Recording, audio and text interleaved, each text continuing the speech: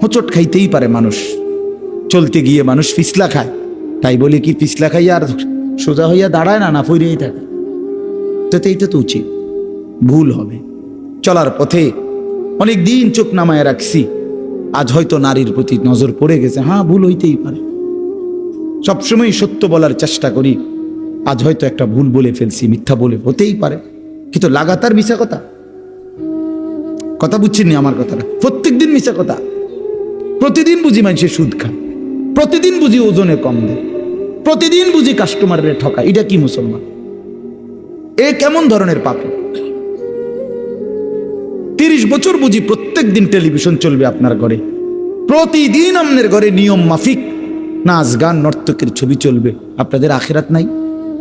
আপনার বিবি বাচ্চার আখিরাত নাই? তো এরা মরলে কোথায় যাবে? এদের পরিণতি কি হবে? আর আমি বাবা হিসাবে, অভিভাবক হিসাবে কি দায়িত্ব পালন করলাম? খাট পালং আর সোফা, ফার্নিচার, কাঁচের প্লেট আর নুনের বাটি, এটাই ছিল জিম্মাদারি না? একজন মুসলমানের দায়িত্ব তার স্ত্রী সন্তানের জন্য এই শুধু খাট পালং আর সোফা ফার্নিচার ব্যবস্থা করা, এই তো না? বলেন না বাবা, বলেন তো কি দায়িত্ব ছিল? কোরআন শরীফে আছে, ওয়া'মুর আহলাকা বিস-সালাহ ওয়াসতাবির আলাইহা। আল্লাহ তাআলা বলেন, নবী আপনাকে বলছি, প্রতিটা বান্দাকে ঈমানদার বলে দেন, হে ঈমানদার, তোমরা প্রত্যেকেই নিজ নিজ পরিবারের সদস্যদেরকে নামাজের আদেশ করো। তাহলে এই যে জিম্মাদারি, আপনার দায়িত্ব কি আল্লাহ বলছে, ওয়াসতাবির আলাইহা, এবং তুমি নিজেও নামাজের উপরে মজবুত থাকো। তো বাত্তারকারী আল্লাহ বলে, লা নাসআলুকা রিজকা, তোমাদেরকে রিজিক দেওয়ার জন্য আমি তোমাদের কারো সাহায্য আমার লাগবে না। নাহনু নারযুকুকা, আমি একাই সকলকে রিজিক দেব। কি সুন্দর কথা! মালিক বিষয়টা আমি দেখব, ভাতের ফিকির আমি করব, রিজিকের ফিকির আমি করব, তুমি সেজদার ফিকির করো, স্ত্রী সন্তানের ইবাদতের ফিকির তুমি করো, ওদের ভাত তরকারির ফিকির আমি করব। ওমা কুন্না আনিল খালকি গাফিলিন, আল্লাহ বলে, বান্দা আমি আমার একটা সৃষ্টির ব্যাপারে 1 সেকেন্ডের জন্য গাফিল নই। সাতবক জমিনের নিচে যেই পিঁপড়া হাঁটে, 7 আসমানের উপরে যেই ফেরেশতা হাঁটে, আমি দুইটাকেই সমান নজরে দেখি, একই মুহূর্তে দেখি, একই মুহূর্তে দেখি। হিমালয়ের চূড়ায় আমি যখন আমার সৃষ্টি মাখলুকের রিজিক পৌঁছাই, আটলান্টিক মহাসাগরের গভীরেও তখনই রিজিক পৌঁছাই। আমি আল্লাহ, তুমি আমার কি মনে করছো? ওয়া ইম মিন শাইইন ইল্লা ইনদানা খাযাইনুহু, আল্লাহ বলেন আমার কাছে কোনো কিছুই স্টক সীমিত নয়, বরং খাজাইন, সমস্ত কিছু আমার কাছে ভান্ডারে ভান্ডারে ভান্ডারে ভান্ডারে ভান্ডারে ভান্ডারে। তুমি মনে করছো নাকি তাড়াতাড়ি আইয়ে সিরিয়ালে দাঁড়ানো শেষ? হেগু না না, ওমা নুনাজ্জিলুহু ইল্লা বিকদারিন মালুম, আল্লাহ বলেন আছে তো আমার কাছে ভান্ডারে ভান্ডারে, কিন্তু আমি নাজিল করি পরিমাণ মতো করে, একসাথে সব না, পরিমাণ করে। বোঝেন নাই? আমি বুঝে কই, মনে করেন আমরা যে অনেক মানুষের চিন্তা বয়স্ক মাঝ বয়সী লোকের, আরে আমি থাকতে যদি ঘর দুয়ার টাকা পয়সা বাইল করে দিয়ে যেতে না পারি, ফোলাগারে বিদেশ পাঠাইয়া যেমনে পারি, সুদে পারি, কিস্তিতে পারি, হ্যাঁ আমি থাকতে যদি জিফুতের লেগে কিছু ঘর দুয়ার টাকা পয়সার ব্যবস্থা করে দিয়ে যাইতে না পারি, আমি মরলে আহারে তারা কিনবো। অনেক মানুষের এটা চিন্তা না, আমি মরলে তারা কিনবো না, আমনে মরলে তারা সবাই ক্ষুধা বহন খাইব, আমনে মরলে পৃথিবীতে ভাত বন্ধ। না না, এই শেষ ভাত আমনের আমলে, এরপরে শুধু বন দিয়ে আর চা দিয়ে ভিজায় খাবো সবাই, হাবটাই শুধু একবার খাওয়াই না, ওনার আমলেই শুধু পৃথিবীতে কাম কাজ আর সব বন্ধ। এরপরে এই জন্য আল্লাহ বলে, বান্দা আরে আমার কাছে আছে, টেনশন করো না, আমার কাছে আছে ভান্ডারে ভান্ডারে, কিন্তু আমি একসাথে দেখলে তো সংরক্ষণ করতে পারবা না। এই জন্য আমি আল্লাহ যখন যা প্রয়োজন পরিমাণ মতো নাজিল করে থাকি। তোমার উপরে রহম করি বলে, তোমার উপরে দয়া করেছি বলে দেই, তুমি এমন শুরু করছো কা? তোমার দাদা মরে যাওয়ার পরে তুমি কি মরছুনি? তাইলে এই পৃথিবীতে আগের মানুষ মরে যাওয়ার কারণে কি পরের মানুষগুলো মরে গেছে? তো আমি মরলে তারা কষ্ট পাইবে কেন? কথা বোঝেন না? গত 100 বছর আগের মানুষ যারা মরে গেছে, 300 বছর আগের যারা মানুষ মরে গেছে, তো তাদের কারণে আমগো কি অসুবিধা হয়েছে? তার আমি মরে গেলে আমার পরবর্তী জেনারেশনের কি অসুবিধা হবে? হায়াত থাকলে রিজিক আছে, হায়াত থাকলে কি আছে?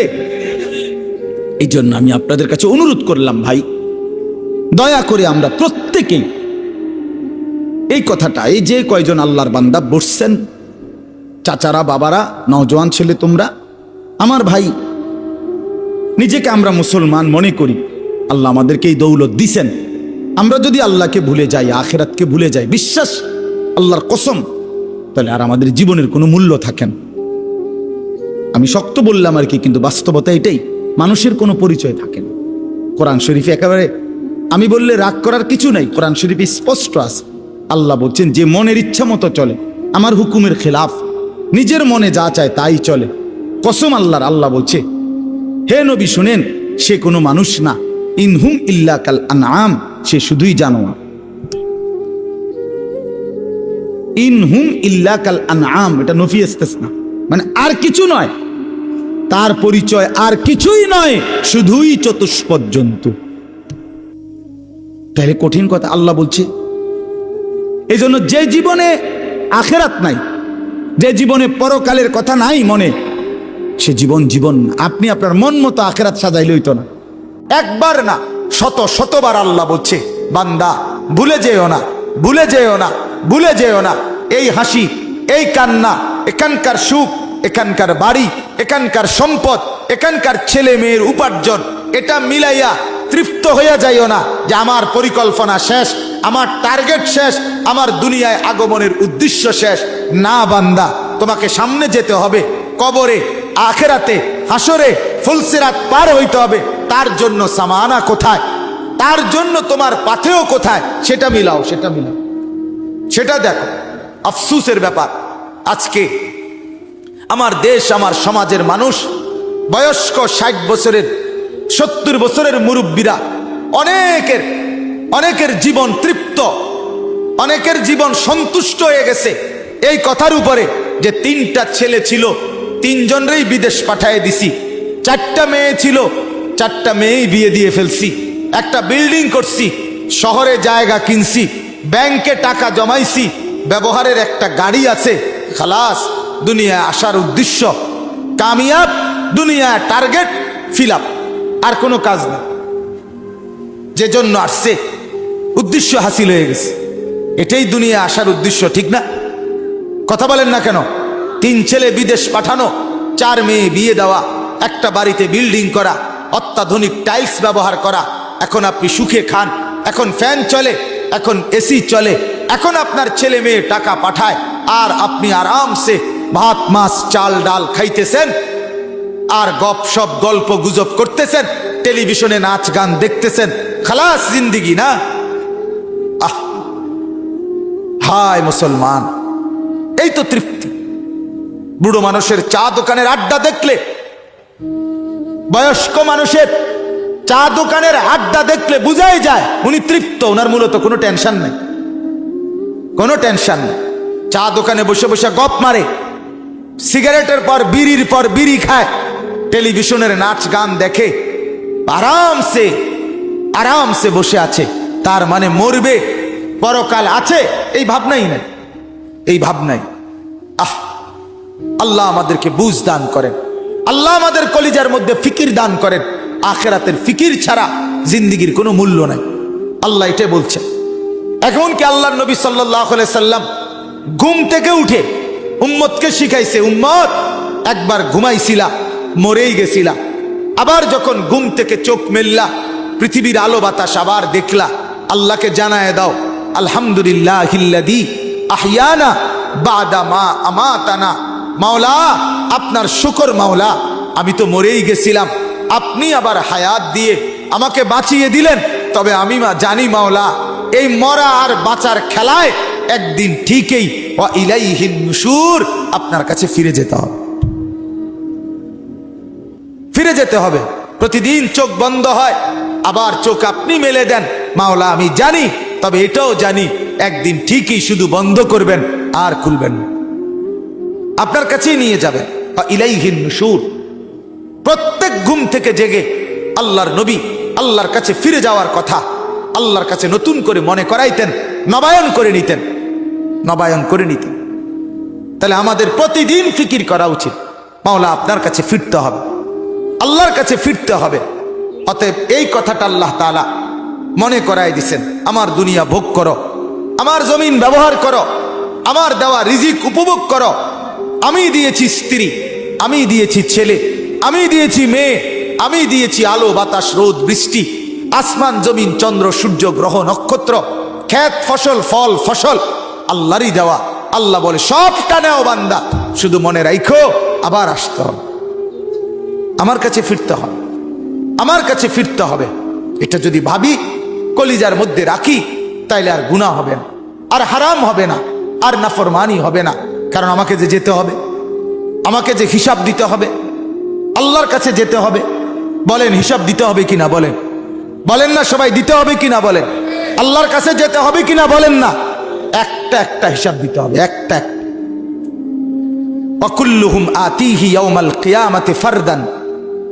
আল্লাহ বলছেন কোরআনে, কিয়ামতের দিন তোমাদের প্রত্যেককে আসতে হবে একজন একজন করে, একজন একজন, একজন একজন করে বাপ, একজন একজন আল্লাহর সামনে দাঁড়াইতে হবে।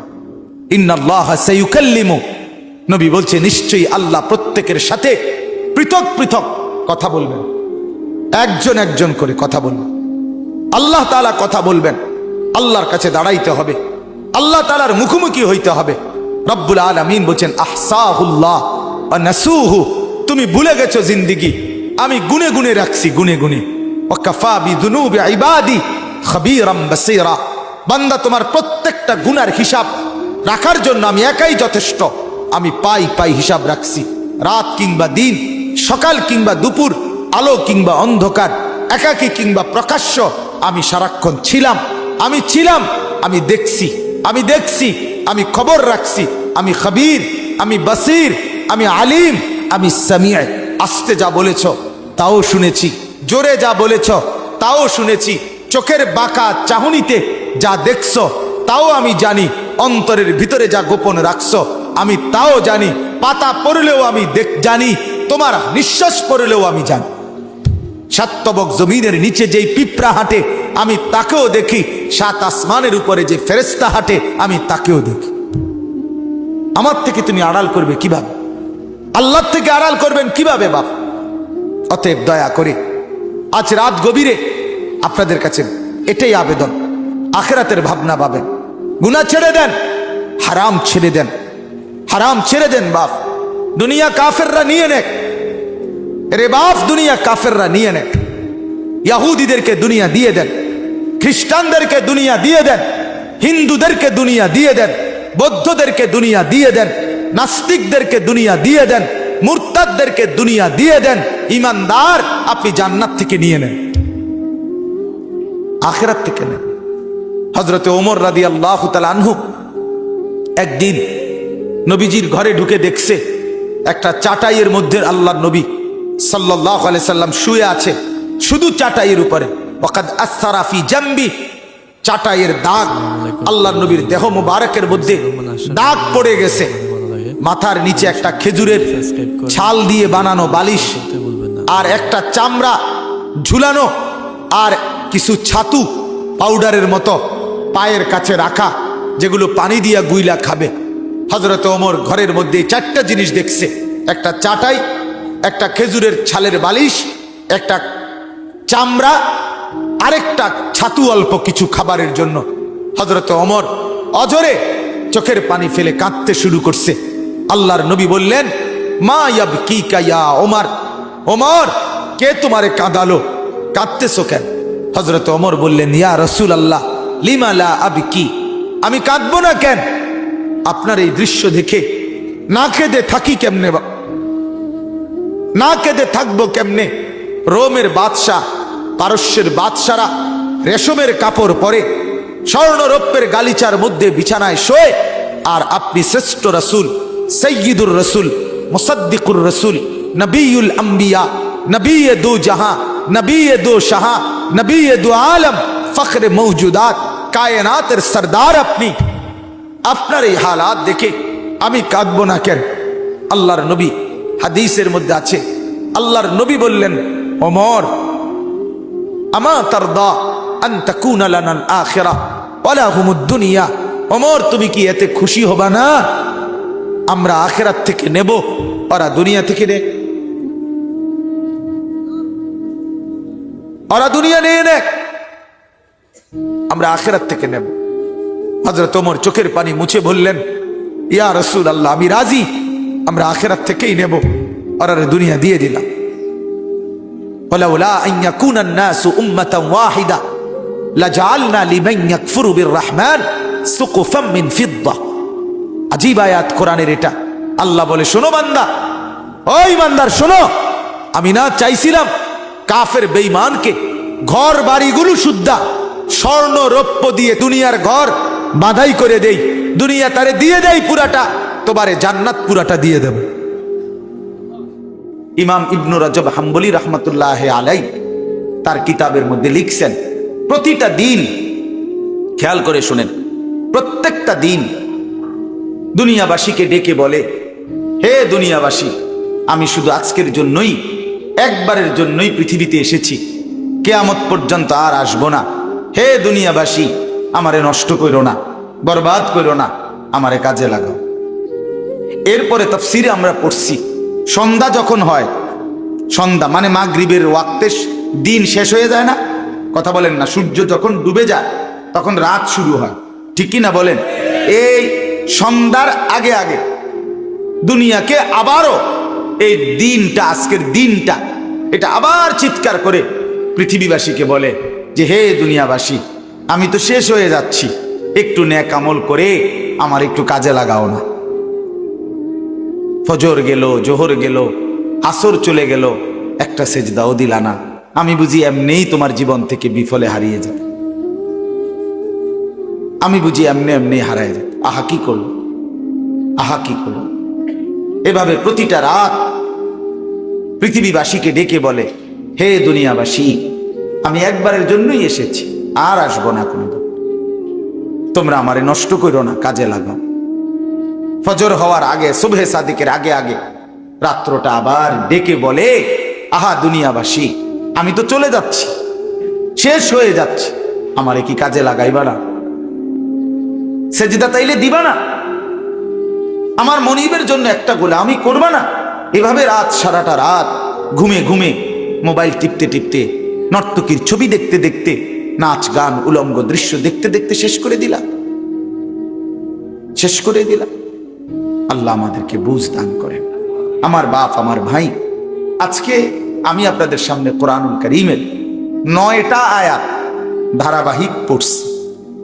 এই 9 আয়াতের প্রথম কথা, প্রথম বক্তব্য, আমাদের হায়াতের গুরুত্ব দেওয়া। আমরা যেন সময়কে গুরুত্ব দিই, আমরা যেন হায়াতকে গুরুত্ব দিই। কেন? আল্লাহ তাআলা এখানে দেখাচ্ছে, আপনাকে শুনাইতেছি, এই এখন দেখাইতেছি আপনাকে। আল্লাহ তাআলা বলেন, প্রত্যেকটা নাফরমান, পাপী, অবাধ্য, জালেম, নাফরমান, যুবক কিংবা বৃদ্ধ, মা কিংবা বোন, নারী কিংবা পুরুষ, যখন মৃত্যুর মুখোমুখি হবে, মালাকুল মউত আজরাইল আসবে, তে এখানে আছে প্রত্যেকটা মানুষ তার দুনিয়ার হায়াত, এই দুনিয়ার সময়টা আরেকবার কিছুটা সময় আল্লাহ তাআলার কাছে ভিক্ষা চাই, ভিক্ষা চাই। আল্লাহ, আমি বুঝি নাই মাওলা, আমি বুঝি নাই, মালাকুল মউত আজরাইল রে, একটু ফেরত দেন, আমারে আর কয়টা দিন দুনিয়ায় থাকতে দেন। এই মালাকুল মউতকে দেখে বলি, যুবক ভাই, ফিকির করে দেখো বাপ, কি করছো সারাদিন? এটা কি কোনো জিন্দিগি হইল? শুধুই চুলের ফ্যাশন, শুধুই প্যান্ট বদলানো, শার্ট বদলানো, শুধুই দিন নাই রাত নাই, 2 আঙ্গুলে মোবাইল টিপা, নারীর ছবি, অশ্লীল দৃশ্য, জিনা, ব্যভিচার, আর শুধু ছবি তোলা, কুকুর, বিড়াল, শুকর, গরু, ছাগল, হাঁস, মুরগি, জীব জন্তু, মানুষ, বেড়া বেডি, ছোট বড়, নারী পুরুষ, জোয়ান বুড়া, হুজুর, পাবলিক, কিছু অপদার্থের জিন্দিগি বেঈমান এভাবে ওয়াশ করে দিছে মাথা যে তোর কামে হইল শুধু জিডা পাইবি ছবি উড়াই, তোরে খোদা বানাইছে শুধু ছবি উড়াইতে, খালাস। পৃথিবীতে আসার উদ্দেশ্য ছবি তোলা, ছবি তুলবা। শুধু চেষ্টা করবা যেন 18,000 মাখলুকাতের লগে তোমার একটা একটা ছবি থাকে। আস্তাগফিরুল্লাহ। বলেন এটা কি কোনো জীবন হইল? বলো না ভাইয়া, তোমরা বলো। একটাবার ইনসাফের সাথে ভাবো, ইনসাফের সাথে ভাবো। তুমি তোমার হায়াত নিয়ে ভাবো, তুমি তোমার জিন্দিগি নিয়ে ভাবো। খুদার কসম বাপ, এই হায়াত মনে পড়ে ওই যে ওই হেরা ব্যাটকা, এই ছেলে ঘটনা কি? আরে তোমারে বলছি, তুমি পিছনে চাও কেন? ওরে ধাক্কাও কেন, হাসো কেন? সাফ কথা বাপ, আমি একজনকেও ছাড়তে রাজি না। আমার জিন্দিগির সিদ্ধান্ত এটা। কোন গাফেল, কোন ফালতু মানুষ আমি বলতে রাজি না। প্রয়োজনে একজনকে বলবো, ফালতুকে বলবো না। আমি টর্চ লাইটের মতো সারাক্ষণ চোখ ঘুরাই, আমার এটা তবিয়ত।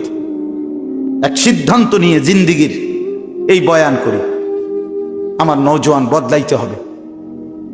আমার সম্পদেরা, এই ছেলেগুলো যদি নষ্ট হয়ে যায়, একটা গাছের মূল অংশই যদি নষ্ট হয়ে যায়, এই গাছ টিকবে কিভাবে? একটা জাতির যুব সমাজ যদি নষ্ট হয়ে যায়, খোদার কসম ওই জাতি টিকে না, ওই জাতি টিকে না। পৃথিবীর উত্থান পতন